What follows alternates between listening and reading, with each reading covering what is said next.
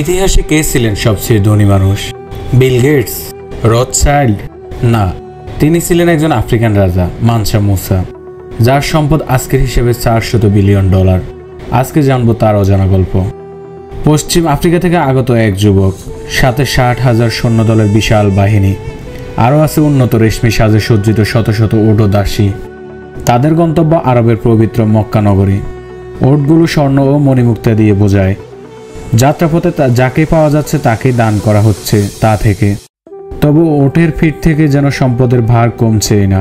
পূর্ববছর ধনী তালিকায় ঘুরে ফিরে যাদের নাম ওঠে তাদের মধ্যে ইলন মাস্ক 2021 সালে সর্বোচ্চ $320 বিলিয়ন মালিক হয়েছিলেন, যা এখন পর্যন্ত ইতিহাসের সর্বোচ্চ ব্যক্তিগত সম্পত্তি।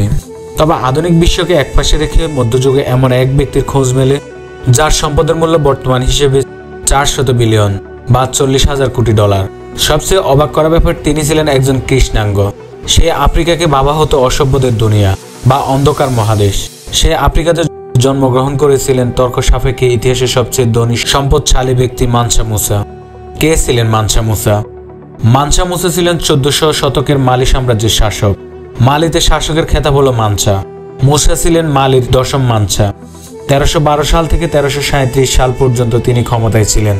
তার পূর্বে মালির মানসা ছিলেন দ্বিতীয় আবু বকর, যিনি তার নৌবহর নিয়ে পশ্চিম আফ্রিকার সমুদ্রে অভিযানে বেরিয়েছিলেন। তিনি আর কোনোদিন পেরেননি।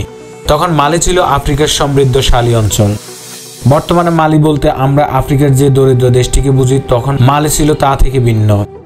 পশ্চিম আফ্রিকার সেনেগাল, গাম্বিয়া, গিনি, নাইজেরিয়া, মরিতানিয়া, চাঁদ ইত্যাদি দেশগুলো বৃহৎ মালি সাম্রাজ্যের আওতাধীন ছিল।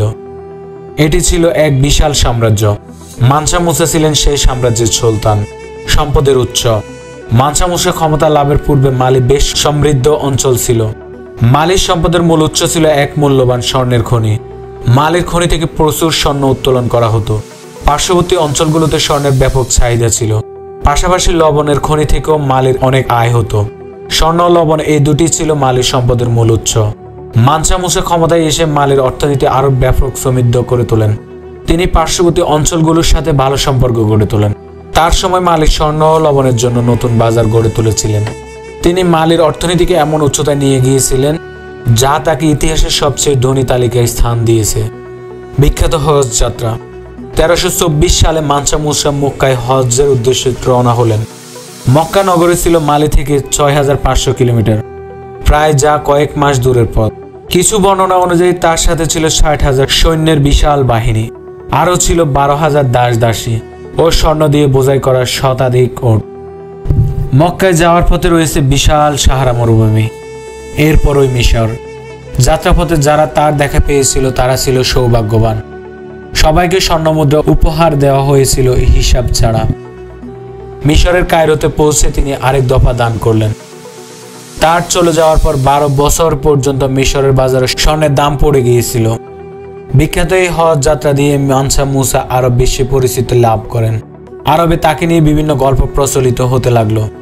সেখান থেকে মানসা মুসার জনপ্রিয়তা শুরু। মালির টিম্বাকটু। সাহারা মরুভূমি পার হয়ে আফ্রিকার পশ্চিমে অবস্থিত শহর মালির টিম্বাকটু। 1300 থেকে 1600 সাল পর্যন্ত আফ্রিকার গুরুত্বপূর্ণ নগরে ছিল এটি। মানসা মুসার শাসন আমলে এই শহরটি চূড়ান্ত উন্নতি দেখেছিল। টিম্বাকটুর গুরুত্বপূর্ণ স্থাপনা, মসজিদ ও বিদ্যালয়গুলো তারই কীর্তি। মালির বিখ্যাত শানকর বিশ্ববিদ্যালয় 1400 শতকে ইসলামের প্রাণকেন্দ্র হিসেবে বিবেচিত ছিল। বিশ্ববিখ্যাত ইসলামী পণ্ডিতরা এখানে আসতেন জ্ঞান চর্চার উদ্দেশ্যে। আফ্রিকায় ইসলাম প্রসারের গুরুত্বপূর্ণ ভূমিকা রেখেছিল এই বিদ্যালয়টি। 1337 সালে মানসা মুসা মৃত্যুবরণ করেন। তার মৃত্যুর পর 1500 শতক পর্যন্ত মালির সাম্রাজ্য অক্ষুণ্ণ ছিল। 1460 সালে মালিতে গৃহযুদ্ধ শুরু হয়। পার্শ্ববর্তী মরক্কো ও সাংঘাই সাম্রাজ্যের প্রভাবে মালি তার জৌলুস হারাতে থাকে। অবশেষে 17 দশকে ইউরোপীয়দের আগমন মালি সাম্রাজ্যের সমাধি নিশ্চিত হয়। মানসা মুসার গল্প আপনাদের কেমন লাগলো কমেন্টে জানান। আর এমনই ইতিহাসের গল্প পেতে সাবস্ক্রাইব করে রাখুন আমাদের চ্যানেল। ধন্যবাদ।